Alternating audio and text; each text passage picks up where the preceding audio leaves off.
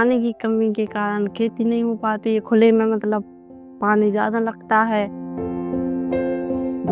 धूप लगती थी तो फल भी खराब हो जाते थे, पौधे भी खराब हो जाते थे। मतलब हमारे पास पानी तो है लेकिन जल स्तर कम हो गई थी तो उस तरह उगा नहीं पाते थे सब्जी। 2012-13 के लगभग जब मैंने खेती की 15 के बीच तक तो इतना ज़्यादा कीट लगता है कि आप किसी भी पौधे को आप एक लगाने के तुरंत बाद अगर उसमें कीटनाशक नहीं डालोगे तो आपका वो स्वाहा हो जाएगा। पानी का तो जल स्तर वैसे ही डाउन होता ही जा रहा है हर जगह।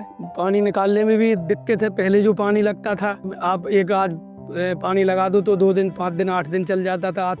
आज लगा दो 2 दिन बाद फिर से पानी देना पड़ेगा क्योंकि वो ज़मीन में इतनी क्षमता है नहीं, नमी इतनी है नहीं, वातावरण बदल चुका है। पहले जो जल स्तर पानी का था हमारे यहाँ वो 60 या 70 फुट पे था, लेकिन अब जो जल स्तर है वो 120 फुट के आसपास पहुँच गया है। तो समस्या पानी की बहुत है।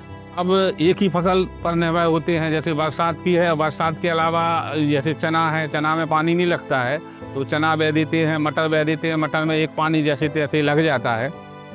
देखिए, जो जल प्रबंधन है और जल संचयन है ये अपने आप में बहुत महत्वपूर्ण है। खेती में अगर हम बात करें, परंपरागत हमारी सिंचाई पद्धति है जो अभी आपने देखा होगा, लोग अपने खेतों में पानी भर देते हैं। वो पानी खेतों में उनके पौधों को भी जाता है और बर्बाद भी होता है और साथ में परकुलेट भी होता है।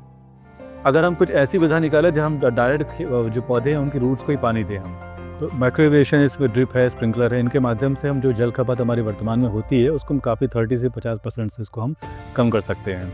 तो इसमें चूँकि 90% से ऊपर हमारे जो छोटे किसान हैं उनको इन्वॉल्व किया हमने, तो इसमें अभी हमने एक खेती संस्था है उनके साथ शेडनेट के पे हमने काम किया है और उन्होंने खुद आगे बढ़ कर के जो किसानों के साथ कैसे, क्योंकि अगर हम किसी किसान की अगर सिंचाई पद्धति को चेंज कर रहे हैं सबसे आवश्यक है बिहेवियरल चेंजेस। यूपी में अगर हम झांसी में इन्होंने करीब 100 किसान को इन्होंने इसमें इन्वॉल्व किया है और उनको खुद उनसे कंसर्न लेकर के उनका पहले माइंड चेंज किया है, उनको बिहेवियरल चेंजेस कराए हैं उनसे, सो दैट कि उसको एग्री करें, टेकअप करें और आज वो सफल भी हैं। और जो एक तरीके से हमारा पानी बचाएगा, जल प्रबंधन करेगा, साथ ही साथ जो किसानों की आय है, क्योंकि थ्रू आउट द ईयर जो ये क्रॉप जो होती है, जो उसको हाई वैल्यू क्रॉप जो होती है उसको अपना वो उगा सकेंगे और उनकी भी इनकम भी बढ़ेगी। साथ ही साथ जो शासन का जो उद्देश्य है कि हम किसानों की आय दुगनी करें, उसमें भी सहायक होगी और जो भविष्य का दीर्घकालिक भूजल प्रबंधन है उसमें भी इस योजना का योगदान होगा।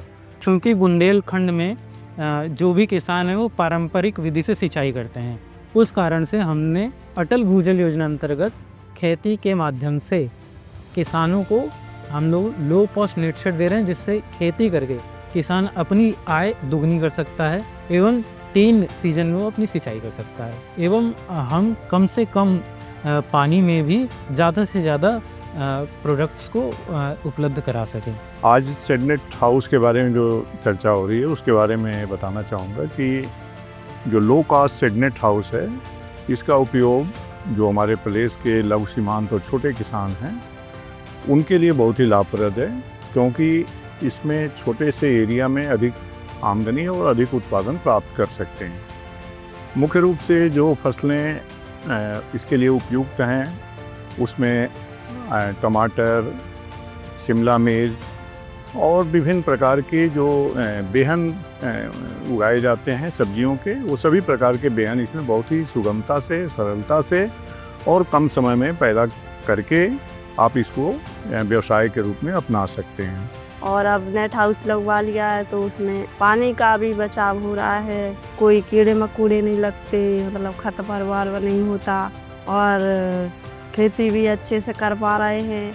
हमें ये नेट हाउस मिला है उत्तर प्रदेश सरकार और खेती कंपनी से, इसके लिए हम बहुत बहुत आभारी हैं। कम पानी में, कम उसमें हमें पैदावार अच्छी मिल रही है। मैंने तो नेट हाउस लगाया ही है और मेरे क्षेत्र में भी 40 से 50 लगभग लगे हैं, इसलिए मैं सभी किसानों से आग्रह करूंगा कि ज़्यादा से ज़्यादा नेट हाउस लगवाएं। मुझे उम्मीद है कि जिस प्रकार ये 100 किसानों को हम लोगों ने इसमें इन्वॉल्व किया है तो इससे प्रभावित होकर के इसको रेप्लिकेट करके हम ज़्यादा एक्सटेंड पे कर सकते हैं और झांसी नहीं पूरे उत्तर प्रदेश में भी इस कार्य को हम इस संस्था के माध्यम से, खेती संस्था के माध्यम से हम कर सकते हैं। तो मैं खेती संस्था को इसके लिए बधाई देना चाहता हूँ इस कार्य के लिए और उनसे उम्मीद भी है कि यहाँ पे कार्य करते हुए और ये सफलता के मानदंड स्थापित करें।